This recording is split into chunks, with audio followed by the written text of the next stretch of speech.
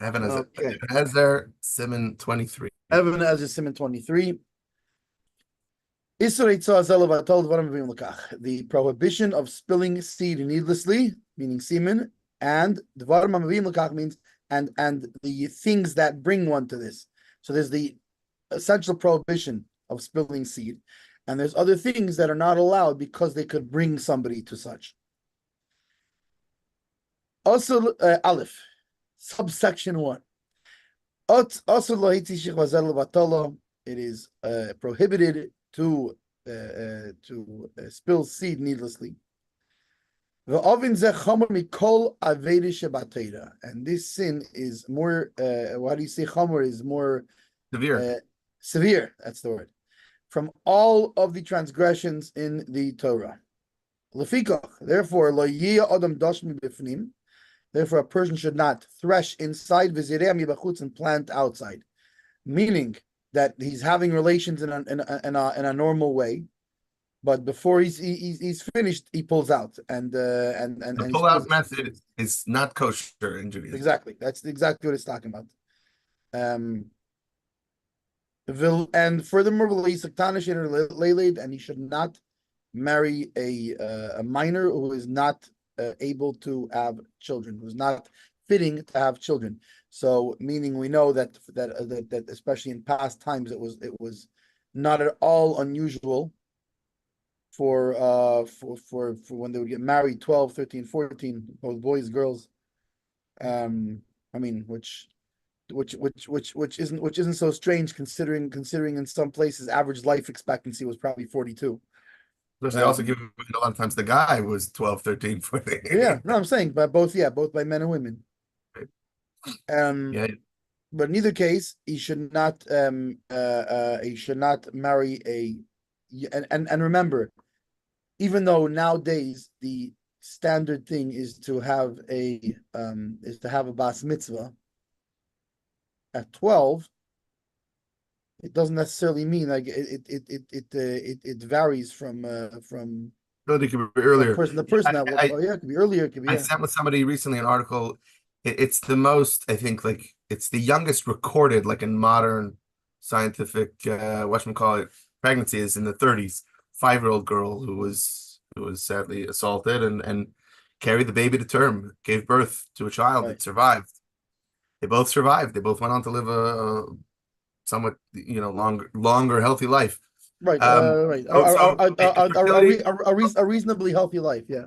So I bring that up because I'm not even sure this is necessarily talking about underage, as it is, even though we're saying the word katana. So there's it could be the other way. It could push the other way. Let's say, for example, this particular girl has not shown the signs of passing through puberty until 14, 15. No, what I'm saying is though, it's not necessarily what I'm saying is the 5-year-old didn't show signs of puberty, but yet still she was able to get pregnant. Right. The thing is that it's very shliach that even I think this might be leaning more towards she'ein liyeled. Even though we're saying the word katana, I'm wondering if it's more leaning towards someone who medically they find, like this person was born without a uterus, or for whatever reason they're infertile. Right, meaning an infertile person, right. So to lechatchila marry somebody that is infertile, then that could be considered zera. Which again, because my point is, and I would see, I think we'll probably get into this later. The fact is that when someone is married to their wife, and let's say all the signs are there, and then they find out they're infertile, but that's different because he does use the lashon lo yisa. He should not lechatchila in the first place. He should not marry. A woman who goes through menopause. A person is allowed to marry lechatchila someone who went through menopause. Like a young person shouldn't. Whatever.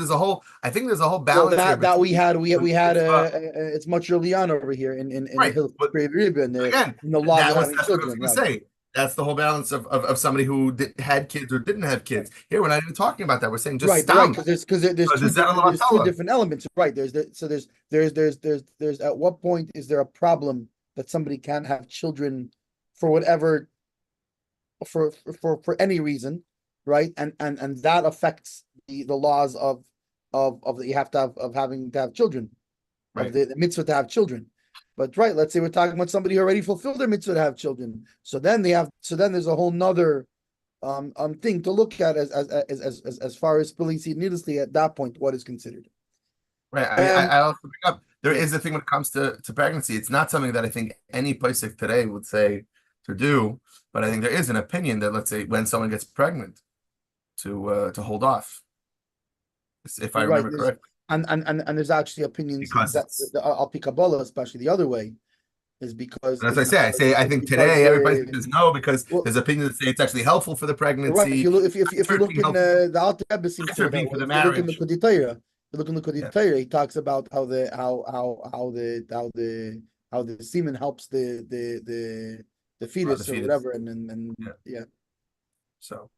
Anyways, so now Chelkas Mechekik. Aleph, Right. Asur Lahi Tishich Vazel Levatala. You're not. It is prohibited to spill seed needlessly. Ein b'Sefer Chasidim Sim Kuf Ayin Vav. Seen Sefer Chasidim Kuf Ayin Vav the 176. Shekosav that he writes im Echad Im echad matira Matirish Lahi Koshel So if one was Be'eshes allowed, Ish. Right, be'eshes ish, ay be'ishtay nida chas v'shalom, tevli lo hitzel levatala, mishi kashel chas v'shalom be'isur eshes ish ay benida.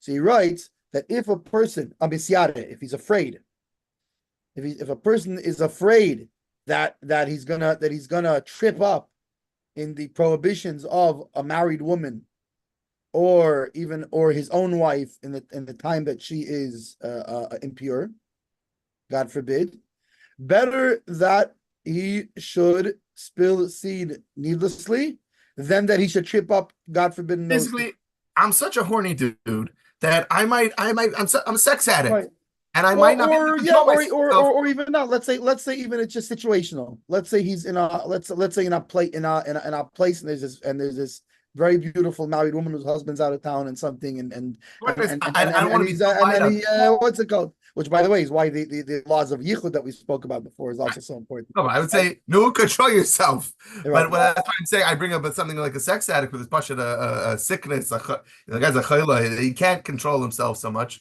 So whatever, and I think people Right. should be more open about if they have such an addiction to deal with it. But anyway, the point is that for whatever Right. reason he can't control himself, and he's like, if I don't do this, I might end up sleeping with a married woman or with my wife, but she's a nida, which are both the Yarek Yavar Right. Arayes. Well, it's funny. I was just thinking about this yesterday about the idea of because you have the Torah, which is right, and the halacha, which is perfect in every way, right? It's God Almighty's own wisdom. It's the absolute ultimate of perfection. But then you have the fact that it's been accepted and it's being followed by an imperfect people. So even though and the beauty is that the Torah recognizes that. And especially when it comes down to the actual rulings of Shulchan Aruch, it's very much recognizing the imperfection of people it's funny because even amongst even in Orthodox Judaism or perhaps specifically in Orthodox Judaism, there's sometimes such a like a thing like a weight placed on perfection, on doing everything perfect, and it can be with anything. It can be with like almost like people are sometimes afraid to admit that they don't do 3 pakim Rambam. They only do 1 parak Rambam or Sefer HaMitzvahs or the behind on Rambam. These are normal things. Like Rambam is a very hard 3 pakim Rambam is a very hard thing to do. And yes, it's ideal and it's a good thing and it's whatever. But it's not. And not only that, I have to tell you, like by me 3 pakim Rambam, right? It comes at what expense too, right?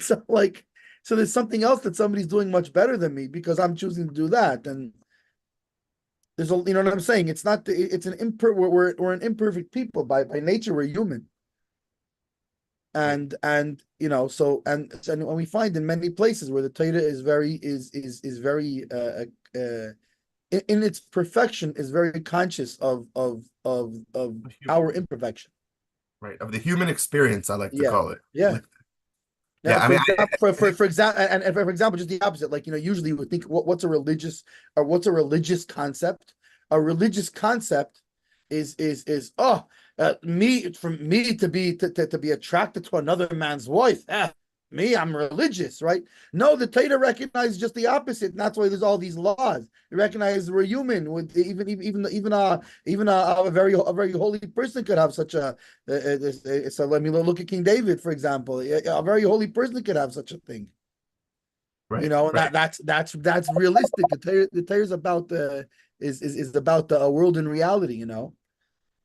Right. I Um, remember. I heard it in that this happened with the Friedrich Rebbe. I don't know, but I think the point is still a very strong point of that an American family came and said, our kid, there's something wrong with our son. He likes hanging out with girls, chatting with girls, and eating chazer, eating yeah, bacon. And the response was by the Rebbe was, there's nothing wrong with him. There would be something wrong with him if he would be hanging out with bacon, hanging out with pigs, and eating girls. That would be a problem. That would, right, but right, wanting yummy food and hanging out with girls, that's natural. that's a natural. It's a That was, natural that thing was for a supposed to be. teenager. Yeah, yeah. You're supposed to want, the No, opposite but gender. and by the way, it's interesting too because there's these translate into many different ways too. Because it translates just as easily into the fatherly. For example, we had a couple of days, right? Baruch Hashem, my son got married in Los Angeles, and then we had after what's it called? In a few days before we came back here. So what did I do? I hung out with my girls in the Mexican restaurant. Baruch Hashem, the chazer wasn't real chazer,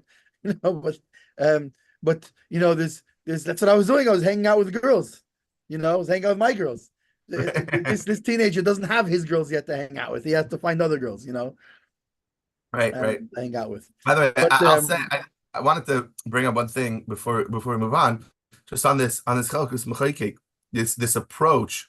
I wanted to bring up. I think it's very important, especially as Lubavitchers. The Alter Rebbe Perek Zayin Tanya, right? He brings it up that the Alter Rebbe seems to paskin that might settle vatala b'chlal is the whole discussion of whether it's the Rabbanon or the Deraisa, and the Alter Rebbe seems to say it's the Deraisa. The fact that it's left off the list of arayis, that's Alter Rebbe finishes off. Because in a way, because it's worse than it. right. So he seems to say it's worse. So the Alter Rebbe Well, say, by the way, it's interesting because that's usually what we see. But let me finish my hara on that.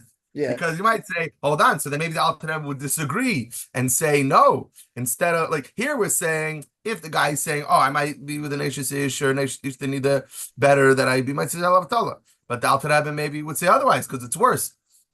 But then you have to read the rest of it, which is the Alter Rebbe continues basically saying that even though it is worse, in and of itself, it's worse in many ways. Because of this waste of this power and the way the clippers will from a spiritual perspective, basically. from a spiritual perspective, it's worse. But the difference is that when somebody's wasting said Allah Batala, it's an act that only involved me and the clippers that's involved with. I can then go do tshuva. Yeah, it'll be a really intense tshuva. It's not an easy thing, but I can go do tshuva and still and uplift them. But when I'm with someone else, there's an additional. Besides for the Alter Rebbe talking about from the spiritual aspect, even just from the practical, physical, someone else was involved. Another human being was involved. That's a lot harder. I can't do tshuva on behalf of someone else. And the clip is they get involved. Not just another person was involved, but now you have the possibility of creating a whole new entity where you've now created a mamzer, which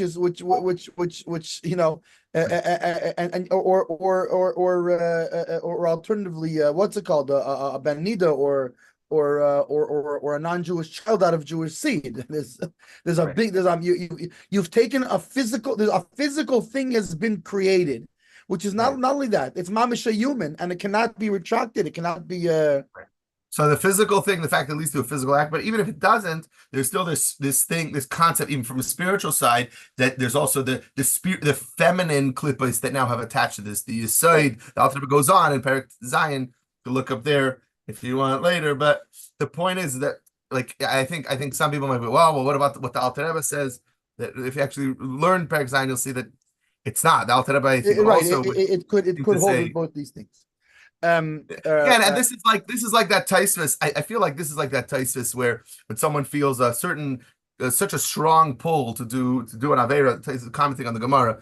There's such a strong pull to do an Avera, they should dress in dark clothes and go to a town far away and then go do Right. that Avera. And the Mepharshim go wild over this, be like, "What? Are we giving prescriptions for people to go sin now? That we're telling them to go to Vegas? What are we saying?" Chas v'shalom. And so different Mepharshim, some Mepharshim say no. The whole point is, after doing all those things, where you remove yourself from the environment where you're getting this Yetzer Hara, Right. you change your ways, change your levushim, your clothes. You won't have this strong Right. tithe anymore. Actually, that's the same prescription, by the way, that's given for tshuva for a witness that due to different prohibitions is not valid for testimony.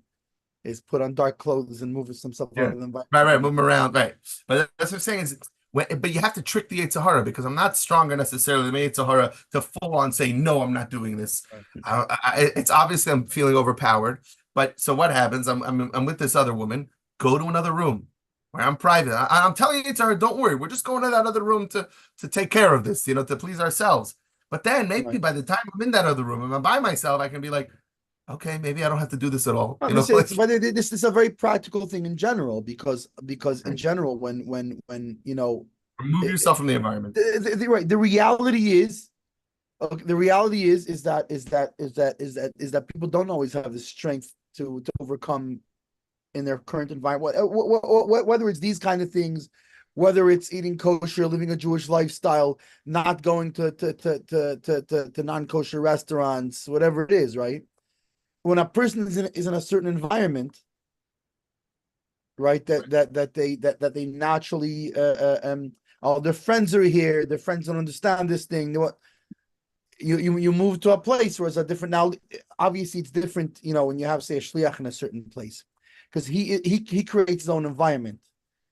But you can have in a place that's even say there's a Chabad there, something like this, right? But a person who's been living there who wasn't necessarily keeping mitzvahs before, and they have all their friends who go out and who go to restaurants and they go.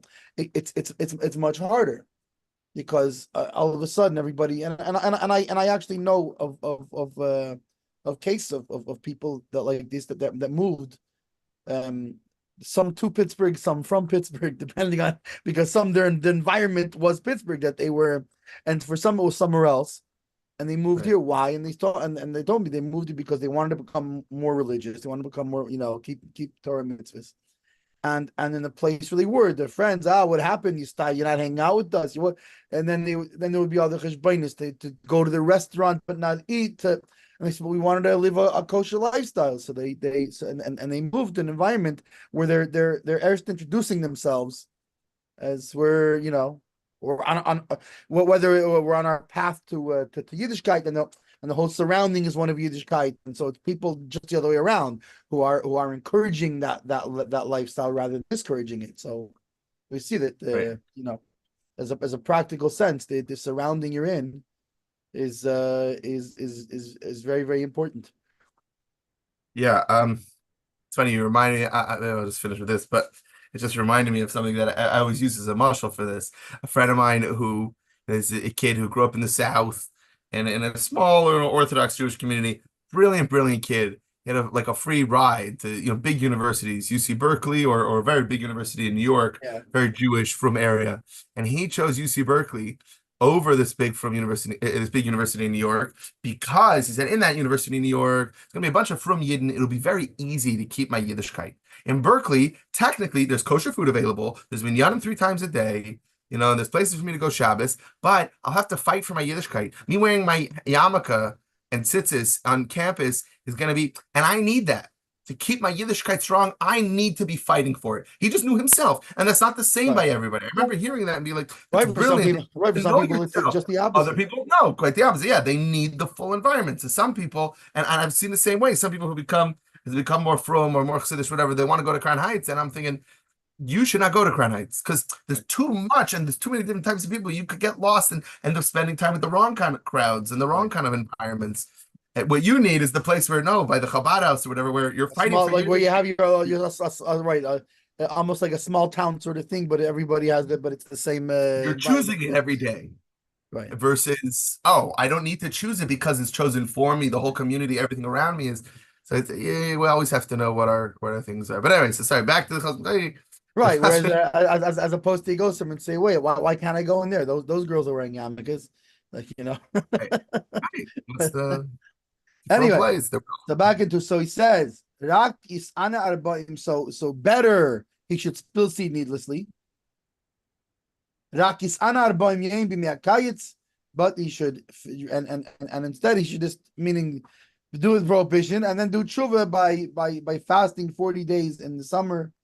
Yeshu b'kef me'achera for sit in the ice in the winter to do tshuva. I don't know if he means for every instance or if you get a blanket policy or how that works exactly. Right. But in either case, well,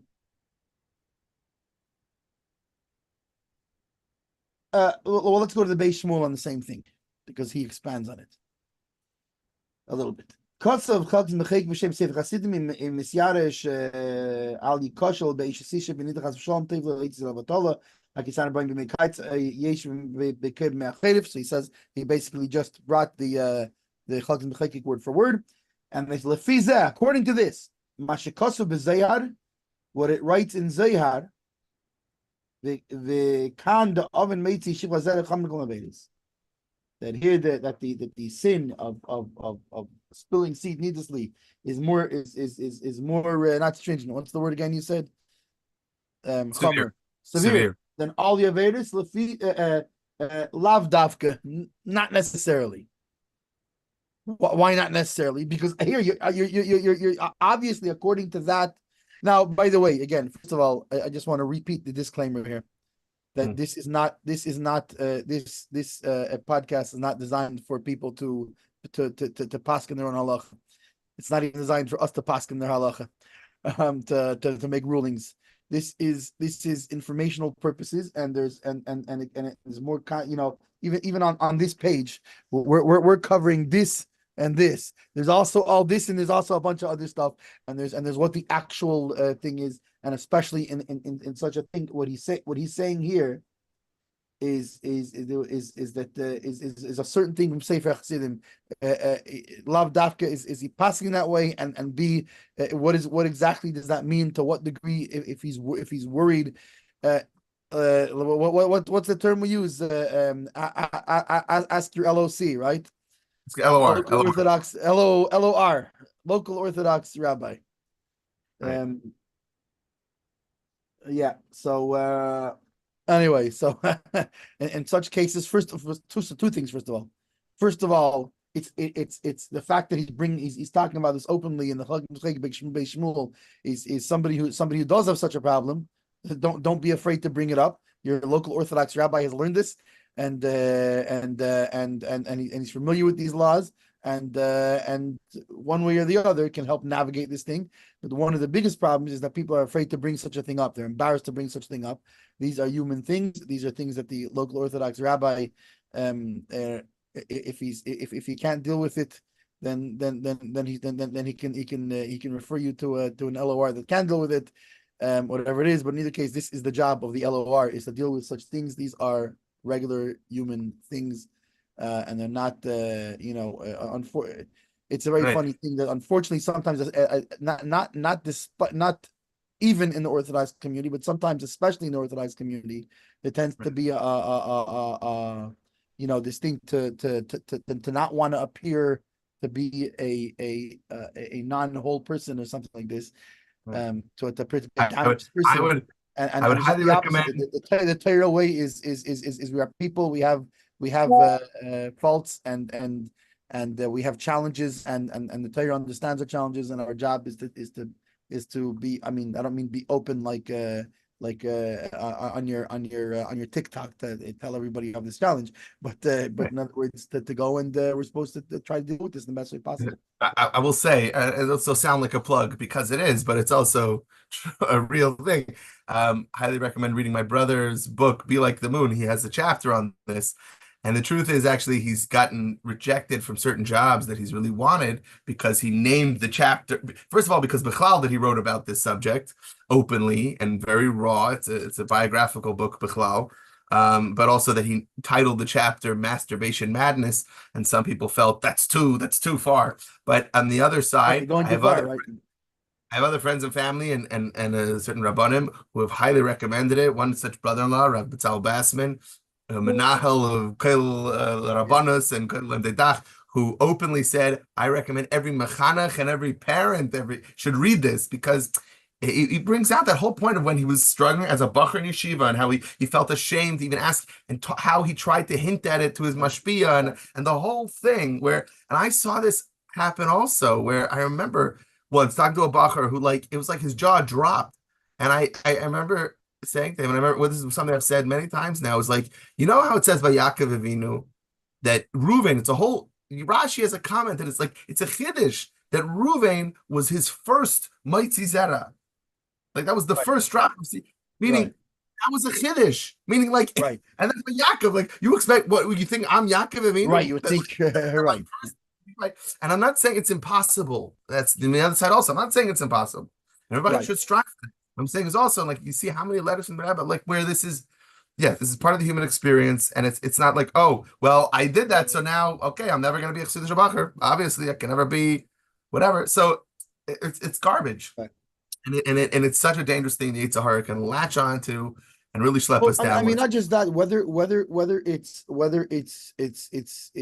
that particular challenge, whether it's a different challenge of sometimes people have a challenge in let's take a simple one of Sitzfleisch, of being able to sit and learn and and it's so easy to create boxes. But the worst problem is when we create this impression of the boxes that the young people feel, and I know of many cases of people who left everything because they had these challenges, and they think it's only them. They don't realize everybody has these challenges. They thought, what am I doing? I'm never going to make it in this world, right? Right. And it's a shame, and it's the wrong thing, and it's just the opposite is all the different challenges. That's the whole point of Torah mitzvahs.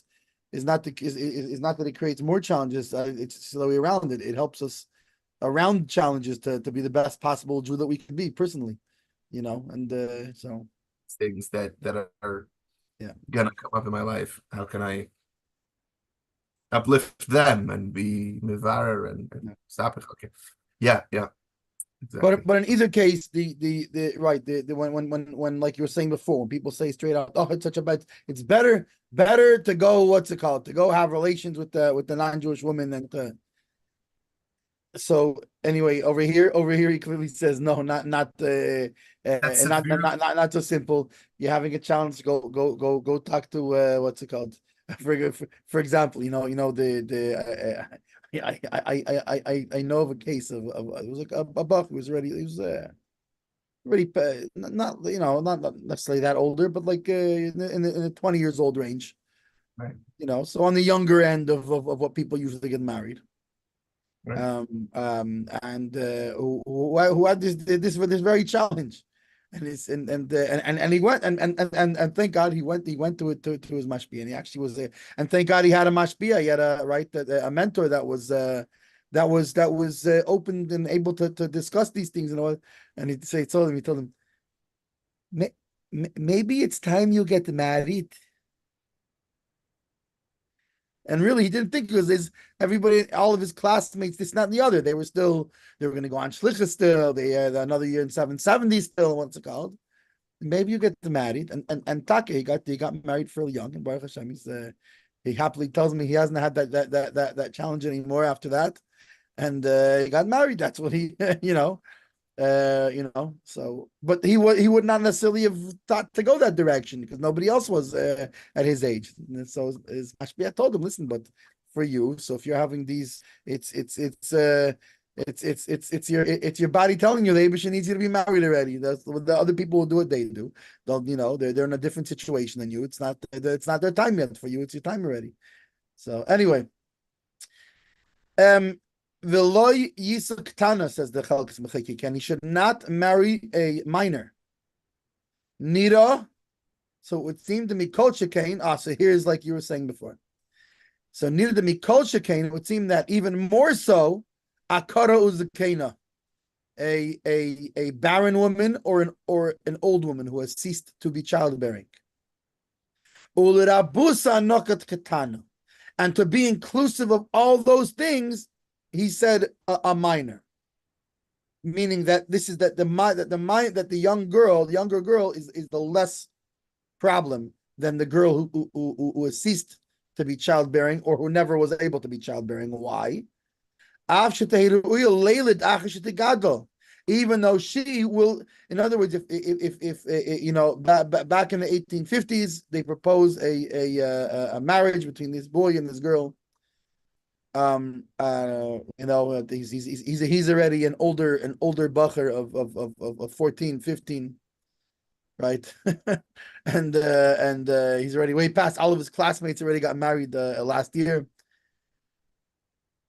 and what's it called? And they proposed this a girl to him, but for whatever reason, I don't know, that we happen to know that she cannot yet have children. Whatever. Let's say she's what do you call it? A slower starter, slower developer. Fine. So he's saying that no, they shouldn't get right. So no, you got to wait a year until she can have children. All right. So if if they get married now, so in another year she will be able to have children. So how much more so? Right? How much more so the one who's barren, who cannot have children regardless of age, and one who has ceased to be able to have children. The Ayin B'Tshuvas Rivash Siman Tezvav I'm Bach, and see in the Rivash and the Bach. Now, it should be noted, because when you say, wait a second, I think we all know of older couples that got married in whatever situation. The most frequent situation is a widow and a widower. And I know of at least several instances personally, people in their 70s, late 70s even, who got married. Wait a second, I thought you can't marry someone who ceased to have children. But we have to remember that it would be perhaps different if somebody younger who is still viable would get married to this woman, whereas we're talking about a 75-year-old who got married to a 79-year-old man, so it's not necessarily the same thing. Again, these are things to ask your local rabbi in terms of how what exactly the guidelines are for such a thing. And anyway, and seeing Shuvas Rivash. Going to the Beis Shmuel, Lo Yisik Tana, right? The Das Harav Ramah, according to the Rav Ramah, to the Ago, Shekosa B'Sif Hey B'Shem Teisvis, who writes in subsection 5 in the name of Teisvis, the Mutar Lisham Mishim Tana, that it is permitted to have relations with one who is not yet childbearing. Because of the pligi, and he did not write that it's an opinion, that it's an argument. He wrote it as a straight up thing. So you have to say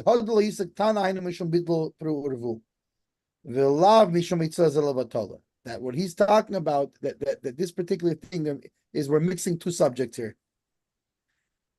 When it comes to one who is not yet childbearing, it's not because of spilling seed needlessly, but it's because he's missing out on the opportunity to have children, the mitzvah of having children. Mishum hachi, therefore, im nosa katana, Moshe l'shamashima because of the plea. And therefore, if he is married to a minor, meaning one who's not yet childbearing, then he is allowed to have relations with her. Because of plea, not like the Bach who writes that it's a machlekes, that it's a what do you call it? Argument, different opinions on that. Now, interestingly, these are from the halachas, because when you look at it through a modern American lens, it almost seems strange that they're even discussing this thing. But like we said before, even not back in their times, even back in the 1800s, 1700s, which is much later than the Shulchan Aruch, it was quite common for in general, lifespans were quicker, and then life had to move quicker, and getting married at in the young teens for both men and women was a very, very normal thing, not both by in the Jewish world as well as outside of it. Anyway, so that is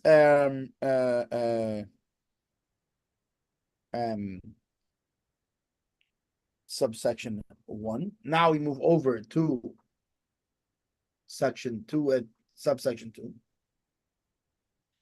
Elu shemenafim, which it's Yumas Hanayef Hanayefes, right? The adulterer and the adulteress shall be put to death, right?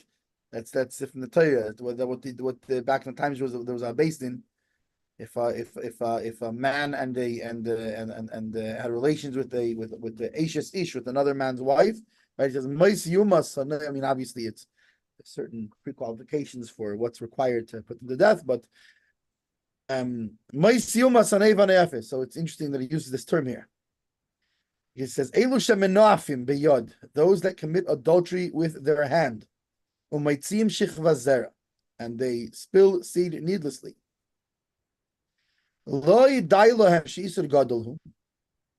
It's not enough that this is a very great prohibition. But also, on top of the fact they've committed a grave sin, they also must sit in a nidui, in excommunication. And on them it says, Yedechem damim malu, that you filled your hands with blood. Your hands are how they say, the blood is on your hands, right? Isn't that right? How they say when somebody sends like when a president sends soldiers to to get killed or something, makes a bad decision, say, you have blood on your hands. So this is what it says about such people. Uki'ilu harag nefesh, and it is as if they have murdered a person. Now, interestingly, it would seem anyway that this is not talking about. We're talking about two scenarios here. The case that someone is excommunicated, and as if he murdered somebody, we're talking about a different case than the last one, because the last one was somebody who had relations with a woman and then spilled his seed outside. Whereas here we're talking about there was no woman involved in the first place. On this person, they should. It's interesting to note the wording. It doesn't say that they should be excommunicated. It just says they should sit in excommunication. Who's gonna know about it? The Right. best not gonna know. But it means you yourself. Which, by the way, this is another example of how of the credit that the Torah gives to every Jew, and to that no matter what he's done, he ultimately wants to follow the Torah and mitzvahs. Because if he's done such a grave sin, and you're telling him, oh, so go sit in excommunication now, you did a sin. Go sit next. Wait, so if he's willing to do that one, why would he sit in excommunication? Like, ignore you on this. No, because a Jew, even though he can trip up, right? But even so, he that's because the Haezer, the evil inclination, got him. But a Jew in his essence wants to be close to God Almighty, wants to follow the Torah and mitzvahs. He says, okay, so over here, so you tripped up. What should you do? You got to sit in excommunication. We're not going to get into the whole details of what that means because there's all kinds of things in terms of, and there's also different ones. There's a chayrim, a nidui. There's who can be called up to the Torah, who cannot be called up to the Torah, etc. And can you talk to people? Can you marry into a whole bunch of different things. Again, that's an ask your LOR. There's a lot of them here. It says the Chalkes Mecheki ben nidui hu yeshiv v'Ramban kosav sheha based in mitzuven lindaisei ubeveis yeshiv uvo dvarav. So now the Ramban clarifies that he says that the based in, even though the wording would imply that put yourself in any, which by the way, there's such a thing. In other words, like there's things that have to do with a chayim and anidui. If you know you did it, you're required to put yourself in a chayim or anidui or whatever it is. Because and b'chlal, even when a beis din puts someone in a chayim, there's parts of a chayim that are self, like the beis din is telling you you're in a chayim and they're trusting you to do such and such and such since you're now in chayim, right? So the Ramban writes that the beis din is meaning the beis din should put him in a nidui, which I guess means in most cases that since a base how the beis din know about that. And what does that mean? Does that require two witnesses? That'd be embarrassing. Right? And the Beis Yosef, which is the Mechaber, right? Even though the Mechaber here brings the wording, but in the Beis Yosef he brings those words in the Ramban. Maybe it's talking about the guy comes to the Beis Din. The guy comes to the Rav and says, "I did this. What do I do? What's my tikkun? Right. How do I fix this?" But and what? So why do we say that a person can incriminate himself in such a case then? Because it sounds like they put him in nidui. It's not that they're he's asking them and they give him a tikkun, but maybe it could be also. Let's see what the Beis Shmuel says on this. Nidui hu yeshiv, he sits in a nidui, in excommunication. Mashma, it implies afilu imalai niduhu, even if beis din did not excommunicate him. Nikol makim hu benidui. He's automatically, right? It says benidui yeshiv, he sits in excommunication, meaning he's automatically excommunicated without the beis din. V'Rambam kosav sham teisvis davkim nidu eisi v'roilin deisi, and the Ramban writes that knows specifically that if they excommunicated him, and it's fitting to excommunicate him. Oh,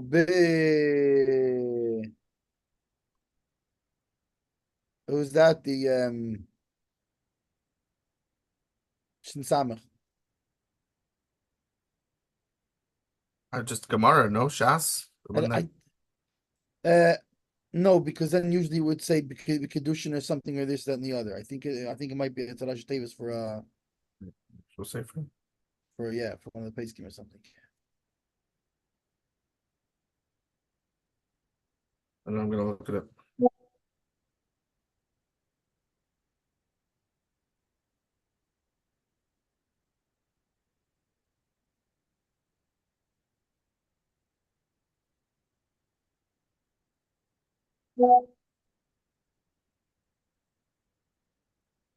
Usually it's Shishas Dom, meaning talking about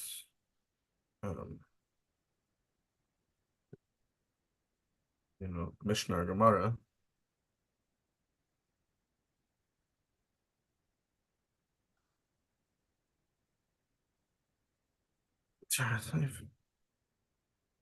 Seifrim.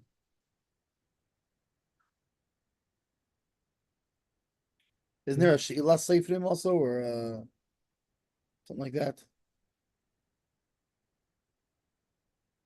Schar Seifrim, Shishas Darim, Shemet Teda Svardim, sometimes.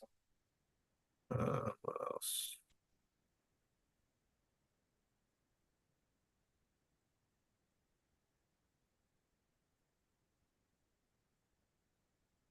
Yeah, I don't know.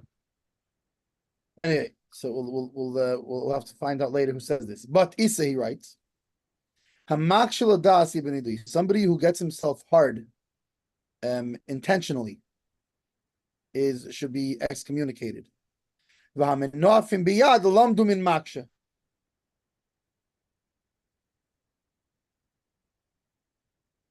those who masturbate with their hand, we learn from somebody who gets himself hard intentionally. Right? Meaning, because even more so. If somebody who just gets himself hard intentionally, so how much more so? The ayin b'yeridei simin shin lamed dalet sif mem gimel, see in Yeridei in chapter, what is it, chapter, I guess, 334, subsection 43, sham hevi chav dalet dvarim shebeis din menadin, that there they bring 24 things that the Beis Din does an idoi from, that the Beis Din excommunicates. The echad mehem hamakshel das, and one of those 24 things is somebody who gets himself hard on purpose, right? Which, as we said, this we learned from that. And there we said what? That's one of the things that Beis Din excommunicates him for. So if by that Beis Din excommunicates him for, right? So then it would seem, since masturbation we only get from that, it would seem, so certainly so, right? That would be that the court excommunicates him. The koshal Rambam mechaber, it's a tough thing on the what do you say in the culture? It's a question on the Rambam and on the author, meaning the author of the Shulchan Aruch here. Sham Pasko ha-Beis Din Menadina, you say that there they rule, there in Yeridei, they rule that the Beis Din excommunicates him, v'kan kos of the hu memela b'nidui, and here they seem to be implying that he automatically is excommunicated. Right, the status automatically happens, just fall. He does such the act, establish it. So anyway, I am Beprisha, and see in the Prisha for further discussion on this thing. Gimel, which we go now that we did that Beis Shmuel, we go right into that same concept again. Asur la'adam sheyiksha atzmi l'das. It is prohibited for a person to purposely get an erection. Yavi atmai lidei here, right? Or rather to cause himself to have, right? I was gonna say, I like the word intentionally for ladas because it's intention, like using your brain, like right, your brain. It means right. It means well. I mean, I guess purposely also works because you're doing it on purpose means you're doing it with meaning it's that you thought about it, right? With forethought, right? So I think they both work. Yeah. A word to be thinking about it. Or to bring himself to think. Meaning, obviously, when we say to think, it means not just to think about anything. It's a good thing to think, but it means it's prohibited to bring himself to purposely think about sexual things. Think about that stuff. Right? Because that's something that can bring him to that can bring him to either an erection or even worse to masturbation, right? Elo im yavila yihirur yasia liboy mi divrei havai le divrei teira. Right? So rather, if he sees that he's starting, you say, wait a second, it's not my fault. Fine, I didn't purposely think about it, but I started thinking of race, whatever it is. Or even if you did purposely think about it, no, they were human beings. Okay, so now what do you do? It says im yavila. It means you shouldn't wait a second, I'm going to think about sexual things. So that for sure you can do, right? I'm saying either way, even if you did No, but here he's saying even if you didn't, even say you read I translate im yavai, meaning if he reached thoughts of it, regardless of how he reached it. Okay, if it I don't comes to fine, accident or fine, on purpose. Either way, he right. finds himself in a situation where he thought of it. Who cares how he No, got there? because if you here he's talking about avoiding prohibition. In that case, you would be talking about I already did the prohibition. Now I got to stop doing the prohibition more.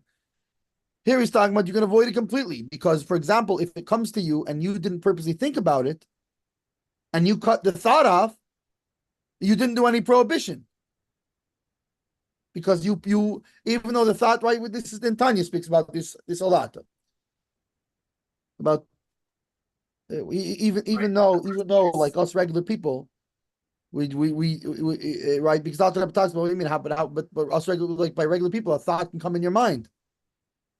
He says that's the problem is not that the thought comes in your mind. The problem is you didn't push it away. What do you do with it? Yeah. You let the thought tempt you and you continue down that thought path. Okay, but I'm just saying either way, if the thought comes to your mind, Right. if it comes to your Right. mind, And if it does come to your mind, you'll see a so leeway. he should move he should remove his thoughts from world from like Safety. empty things, right? From worldly things. Ledivrei Torah and he should meaning if you find you're having such thoughts, what do? Start thinking about Torah things. He Elas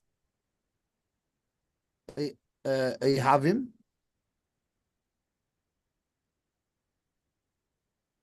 Yes, that yes. it is like the like a beloved doe, right? That's a woman deer. The yalas chen and a great what's chen grace a Grace, yeah. graceful deer. It's very poetic. Yeah. A beloved doe and a graceful deer. That's Tyra. Tyra is a Right, beloved. right, and but I guess he's making also, but he's not just being poetic. Being this is a halacha work, even though it is very poetic. Taka. I think he's giving us a reason, the reason why Torah helps. Why would deers have to do with anything? Well, I think he's using a poetic way of like how in Shir it talks about like the what's it called the like graceful meaning that the Torah is also it comes from the same spheres from the same emotions because Torah is also with love and connection, right, and desire. It's God's desire, etc. So I think it has to do with the same spheres that sexual desire has to do with. And in fact, if you look at Shir Hashirim, you can see that Shlomo HaMelech, King Solomon, uses the metaphor of the love of a man and a woman to for the love for God, right? It was Which they there's a story of the Baal Shem Tov, I think it is, uh, and he was having a discussion with the Arizal, even though obviously the Arizal lived much in the much heavenly before him, spheres. right? And he asked him, "Why? Why do you like? Why did you have to use the metaphor, like because the Arizal uses also just like King Solomon does, right? The Arizal uses, and you see it in Chassidus, right? Very often, Kissing. the metaphor used is of the love between a man and a woman, and indeed not just the love between a man and a woman, but of The expression. sexual relations between a man and a woman. Is used as highly as a metaphor in Chassidus for the relationship between God and the Jewish people. Mm.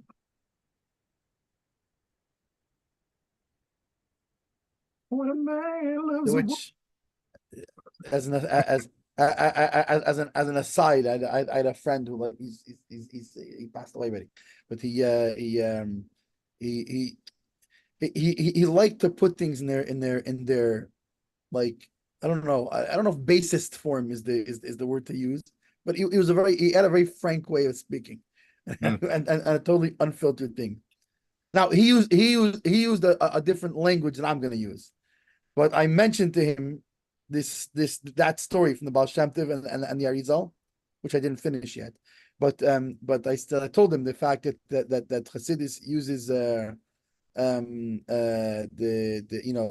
metaphor of sexual relations often between God and the Jewish people, so he tells me, yeah, did you see the Holocaust? He sure screwed us.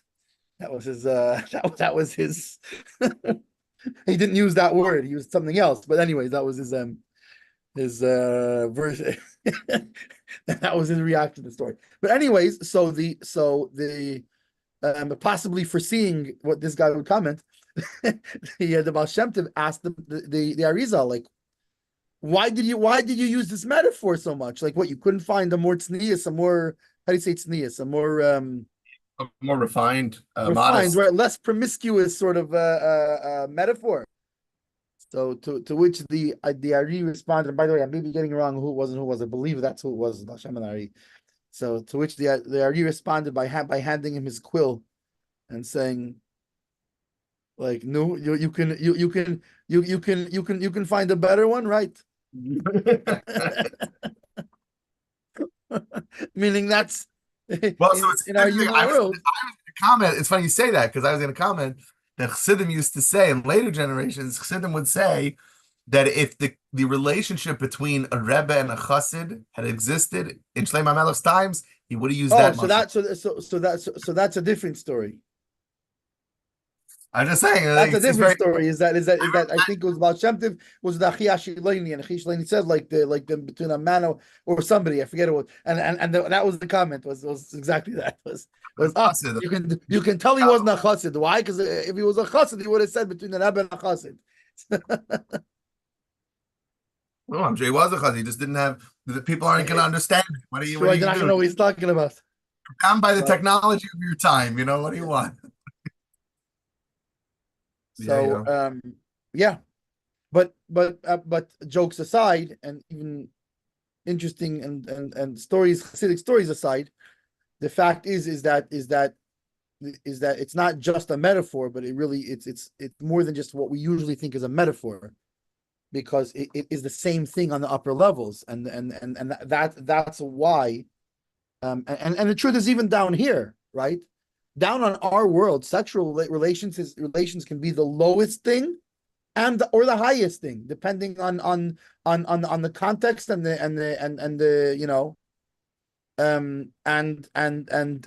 even how much more so when we talk about the love for God and to the Jews and the Jews to God, that it's remember, that comes from a level where before these things touch the klipa, before they touch the evil husks of the world, and so it's talking about in its purest highest sense, in which it's the highest thing.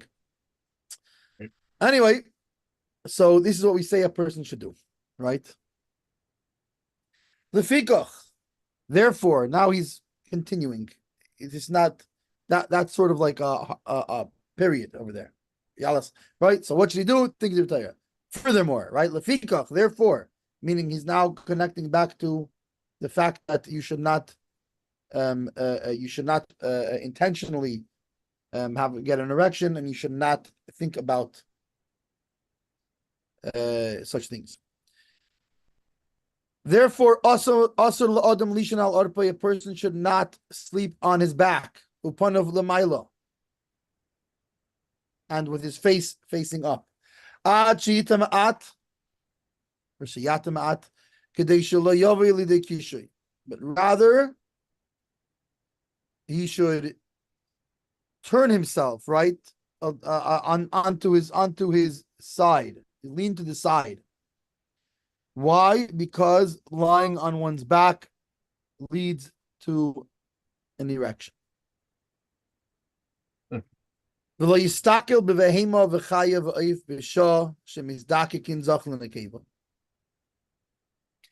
And furthermore, a person should not look at animals or wild animal, tame animals, wild animals, or birds, in the time that the male and females are copulating.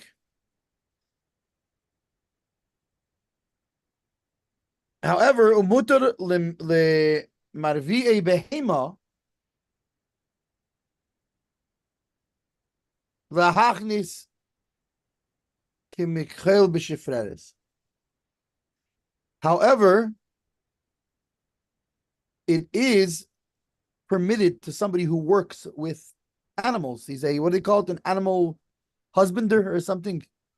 Yeah, husbandry, animal husbandry. Or whatever it is, all right, an animal breeder. Breeder, yeah. Right? Yeah, like, yeah. Is allowed to put the male organ of the, into the female organ of the animals. Why? Because they are they're dealing with their work. They're how do you say asukim? They're involved. Like asik means they're, that's what they're involved in their work, and therefore they're not going to come to have sexual thoughts because of this. So interestingly, this is something that's this is an actual practical. I mean, granted, there are not that many. There are not probably that many Orthodox Jewish horse breeders, but there could be. This is a possible scenario. So wait a second. So having read the further thing, that you shouldn't look at animals, right? During when they're mating. So what do you do if you're a horse breeder? So he tells you this does not apply to people whose job is to mate animals, because since they're working. By the way, but you don't have to stare. So no, go. Right, you do it right. You don't have to watch the whole time. Okay, keep an eye on it, check, make sure it didn't fall out. But right, and but this is very similar, at least to the opinion of the Rambam, I think it was before, that holds that a person who works with women on a regular basis, being that he's involved in his work, he's not gonna have the same, it's not gonna have the same effect. Let me see. Is there anything here? Okay, there's no Chalks Mechik or Beit Shmuel on that one. So we can go straight into Dalit. Yeah. Asur Adam She'ein Nasli. It is prohibited from a man who is not married, l'shliach Yodah Mavushav, to stretch out his hand, meaning to touch his private parts. Why? That he should not come to bad thoughts, right? And even by the way, not just his private parts mamish, but even under his belly button. I don't know that I'd call her bad thoughts. I think I'd call it sexual thoughts. Okay, fine. Sexual thoughts is not necessarily bad. In this context, it is. What I'm saying is, so yeah, but that's what I mean. It's something that is powerful, but if done on its own, just for itself, that's not good. If right, it's being involved, but he's an unmarried man. So okay, obviously, obvious, right? We're not talking about a married man. Remember, Dafka said. So if he would say a person, you're right. But here he said a person who's not married specifically. So in which case I think he agrees with you. In other words, if a person's married and especially if his wife is in a pure state and he gets aroused, fine, good, perfect. If you need a bris in 9 months, go to RabbiYodah.com. What's the Rabbi Welton here can perform a bris for you. We have many simchas, but a person who's not married, it's so those thoughts are not good thoughts. And even under his belly button, he shouldn't touch. He shouldn't put his hand. Sheva Yavei Lidei Hira. Maybe he will come to sexual thoughts. The im hishtin mayim, and if he urinates water, which is an interesting way to put it, because what else are you going to urinate? But if he urinates, right? He should not touch his organ at all. Why? Right?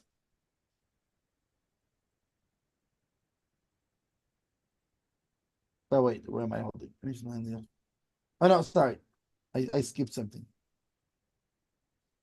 If he needs to urinate, he should not hold his organ while he and urinate. Right. However, yeah, what if he's married?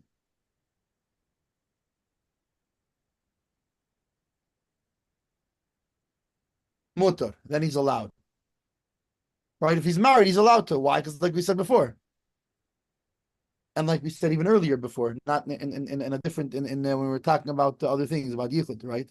We were talking about that a person, remember when we said a person when his wife is in town, It's different. even Right. if she's impure, Right. because that's different than a not married man. That a not married man has no outlet. So here it doesn't say specifically when his wife is pure, but in general, a married man. So if he'll become aroused, so he'll wait till she is pure, but he has an outlet for it, where an unmarried man does not. So therefore, a married man is allowed to touch his organ when he urinates. However, ubein nasai, ubein she'ein nasai. However, both married or not married, lo yoshit adel amiklal, elo b'shashu tzarich l'nekavov. Right, he should not touch his organ besides for when he needs to go to the bathroom. When he needs to take care of his needs. Right, so basically, when he's not using the bathroom, not a married man and not an unmarried man.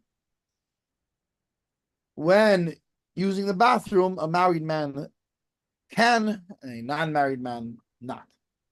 Which is interesting because I wonder if there's if anybody comments on the idea of, does it make a difference if the married man's wife is in town or not, like it did when it came to Interesting. the laws of seclusion.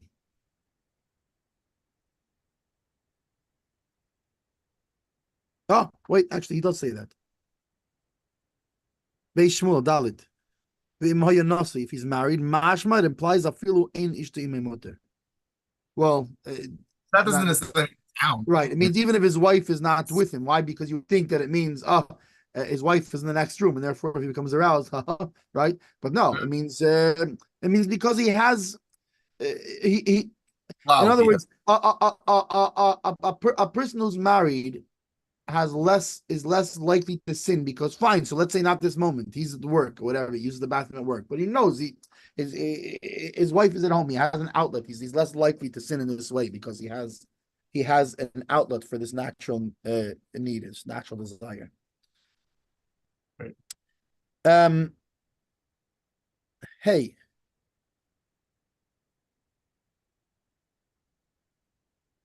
Isha sheyesh lo etem borechem. A woman who has, right, atum is like a clog or something, like it's a stoppage, a closure in her womb. The al yedei kain, and through this, or like because of this, kishabayla mishamish imma, when her husband has relations with her, zeirea mi bachutz, so he will end up spilling seed outside, right? Why? Because it's closed up, right? Also, it's prohibited. That means he's not allowed to have relations with her in this state, because now, again, to what kind of closure are we talking about exactly? I don't know. Furthermore, does it make a difference where this closure is? What does it mean in her womb? Does I'm this wondering, does that mean like, I in the vaginal tract by the cervix, after the cervix, so that's what I was anywhere? just going What are we talking about here? I don't know. that's what I was going to comment on. I read recently about a recent like medical condition, a woman who's writing about she was born without a uterus. So maybe that's what we're talking about. Yeah, she might, she has the vaginal canal, but there's no uterus. That's what we're Right, but saying. But it's not clear that if that's what he's talking about. No, not that's berech. no, that's altogether that we already spoke about that. That is a um. Well, I guess no, it's different. It's because it's one thing if she has a uterus but cannot bear children, So this is saying more. She has a uterus, but something's blocking it. or Because I if don't she know. doesn't No, them at all, or perhaps that case very hard. would automatically be included in this case. I don't know. He doesn't really here anyway. He does not delve any Maybe deeper after the fact, into what we're talking about. the So earlier, this would be sources say another ask your LOR case because either way, it's an SQR LOR. But I'm saying the earlier case maybe was a lechatchila. You should marry such a woman. Maybe here we're talking about a woman who, yeah, now it's after the fact. Maybe no, but maybe here it we was say and wait, not just as after, it's after the fact. It's based on his wording here. It this could completely be a temporary right. whatever. Temporary. Let's say she had to have a surgery of some kind of race and something is sewed her, Right. and then in 2 weeks the stitches melt away and whatever. It could be a completely temporary stoppage. It doesn't mean it doesn't necessarily mean it's a permanent thing. It just she has right now. What's very interesting though is that it's not just stam that the Eitzah Berechem. Like for example, there's the term used, the tubes tied, fallopian tubes being tied so that she can't get pregnant. We're not talking about that. We're talking the bedavka, the baila mishamashima zeris machutz By aser. the way, you know what? I just thought of it. I'll give you the most common. I'll give you the most common item barechem, the most common blockage of the womb. What? It's called a condom. That's Oh, an that's item barechem. It's something is well, stopping the. that's what I'm saying. It's not just an item berechem. We're talking about the dafka and item berechem that causes zerim b'chutz, which you're right, because in that case, yeah, Yeah. whatchamacallit, a condom would be accurate versus, let's say, an IUD or one of these things that's put inside but nothing that doesn't IUD, cause right. out. It could still be all the seed is still deposited with it Right. inside. It's just that the IUD causes that should be an impregnation. So an IUD would not necessarily be a stoppage. And Exactly, by the but way, I just want to reiterate again that all of these things we're talking about are complicated, complex things. Ask your local rabbi. Don't. These are the base laws that they're based on. But the little bit that we're talking about here, it goes much deeper and it's a much wider topic and it's a very complicated topic. And these are not only that, very often in such cases, your local rabbi may not even rule on it himself, but will defer to somebody who like somebody in a based in who specializes in because in a based in it's not just there's a bunch of rabbis. It's like the doctoral field. There's rabbis who Also, a specialize doctor, in right. Go speak to the neurologist. Go speak to the cardiologist. I'll give you an example. If a factory will come to me and say, Mendel, give me a Hershel on my factory. So I'll tell him either go talk to Yodah's tati, right?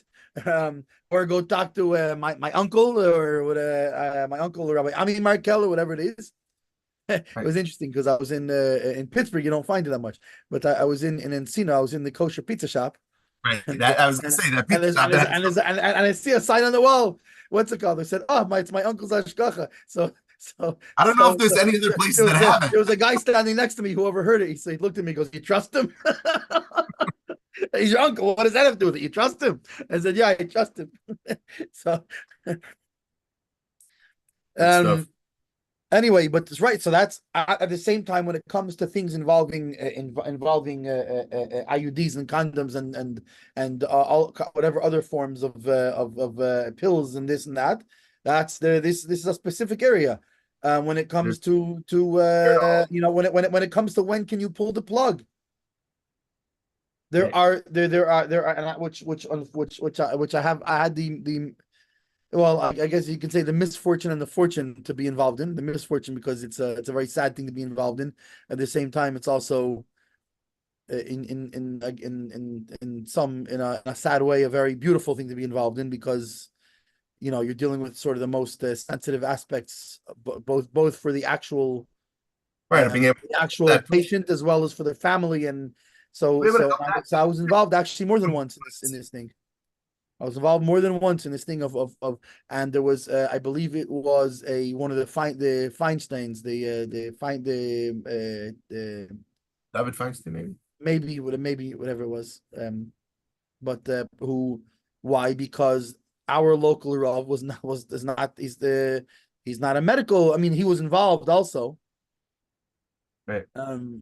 He was involved in the discussion, but and not only that, to the point where where we had the family sign a medical form of a release form that all charts and whenever new developments or what's it called, they had to they were to notify this Rav, meaning he had a copy of the charts and he was looking, and he went to, I don't know if he went to med school or something. There was something dafka for this thing or something like that, but he's very, very knowledgeable in the medical part of it too, because you have to be if he has to understand what's going on. So and whatever, and there was where he finally said they can and where he finally told them they can pull the plug, and he had specific instructions of how that's to be done, meaning in terms of because there's also things involving feeding tubes and this and that and the whatever, all kinds of other things. And so he gave it very specific instructions of how it's to be done. And anyways, the point is this is also a more complicated area, and you need to talk to your rabbi who can either rule on it if he is able to on this particular thing. If not, he will contact somebody and who is an expert in that field to determine. But that would be one example of that, right? So in that case, it's a problem. Avol, however, mutar l'shamishim ketana. This is exactly what he was saying before, right? This is the Haggah in the Beis Shmuel told us before. See what the Haggah says in Hay, right? But however, you're allowed to have sexual relations with a minor, meaning one who was not yet capable of childbearing. The Ailonis, and someone who's and someone Ailonis is someone who's barren. And Ailonis means basically it means a ram woman. No, it doesn't mean she have horns, but it means a ram as opposed to a you what as yeah. If you look it up, it's someone who, for whatever reason, they didn't get the secondary, sexual sex characteristics. Like they're missing, like for some reason, maybe on a chromosomal level, a genetic abnormality in which a woman is partially or entirely missing one of their X chromosomes. It apparently occurs in 1 out of 2,000 to 4,000 female births. It's only found in women. But she is barren. She cannot have children. A few symptoms include infertility problems, webbed neck, short stature, metabolic issues, and delayed or absent sexual development. So, however, in this case, I guess that the halachic, and again, I don't know exactly what this Eilenis looks like, but the halachic status is all the same of a woman. However, she has the status of an infertile woman. That's my second set, meaning the ones that kick in during puberty. Everything else is still female, but then certain, for example, she doesn't get any pubic hair. So she's right. Okay, got it. So in other words, she's born a female. No question, she's a female. The samanim that we say what she doesn't, right? Pubic hair and breast development, and those don't, for example, don't kick in, or her voice goes deeper, which is interesting because basically she is a katana. But in other words, her halachic designation essentially is of a katana. Well, which is why Only more stringent in a way. Why? Because I guess the Ilonis will it has a medical thing that she will not develop them, whereas Won't the happen. katana that we're talking about has not yet developed them. So let's say, for example, and you could have two 18-year-olds. One is an Ilonis, one is a katana, meaning one is not going to develop these secondary things. Right. One has like a slower rate of development than a regular girl. So one 18-year-old, here you could have one 18-year-old that's a woman completely by law. You could have one woman, 18-year-old woman that's not an 18-year-old woman, but an 18-year-old girl by halachic law. And then you have an 18-year-old, but she will develop or is expected to develop the secondary signs, and then you have Ilonis who will not. So he says that both a Ktana, one who is not yet childbearing, and a Ilonis who will not be childbearing, this is allowed. Why? Being that they can have normal sexual relationships, meaning like just like everybody else. Meaning you can meaning that the seed does enter, it doesn't, whereas the first case was where it stopped, it's blocked. Right. The semen is going outside, not inside. So in this case, it's fine. Chelkas mechekik 4. Meaning, so now remember, this brings a problem. What did we say before? Didn't we say before in our first simon here? It's the sif here. Our first subsection, we said what? And a person should not marry a minor, meaning you should not marry a girl who is not yet childbearing, right? So why are we saying here he's allowed to have relations? Meaning im avad v'nosa, meaning he already, fine, he's not supposed to marry her, but he went ahead and married her, right? So let's go back to our mushal in, it's the year 1850, and we have our our 13, 15-year-old whatever bride and groom. Wait a second, somebody brings up this bride is not developed yet.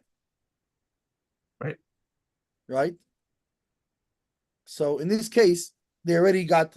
Let's say they didn't realize that until after they got married. Right. That's okay. They got married, and now it comes out that she's not childbearing yet. So he's still allowed. Sexual relations is allowed nonetheless.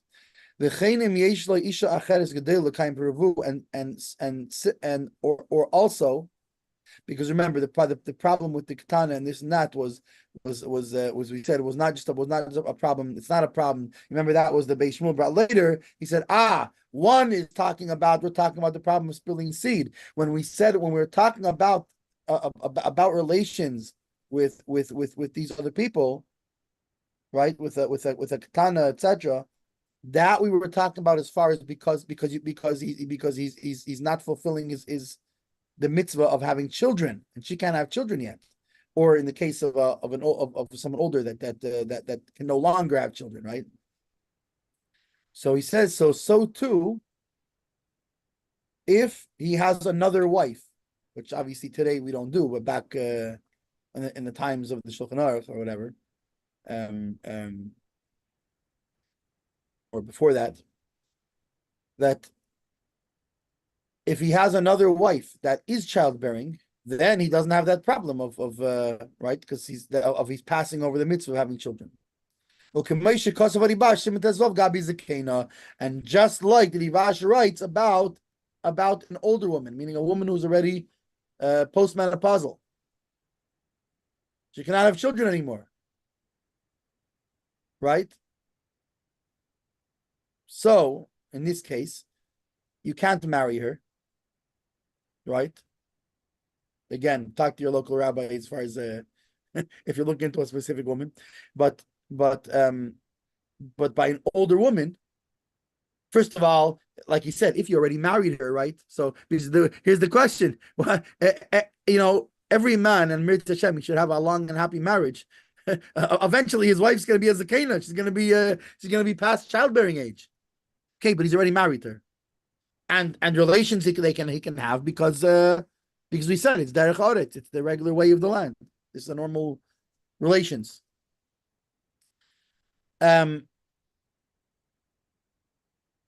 That is, let me see if we had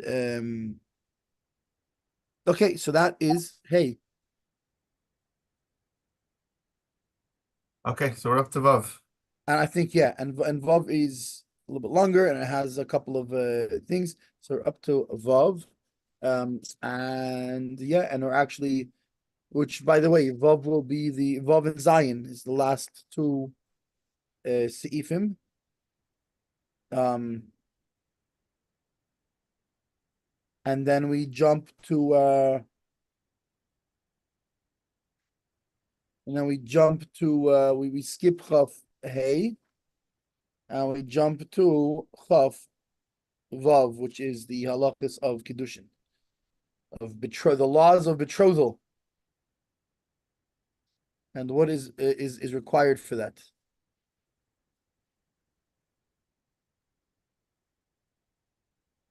And then I think we go straight through. What do we do? We're going to do 25 all the way through.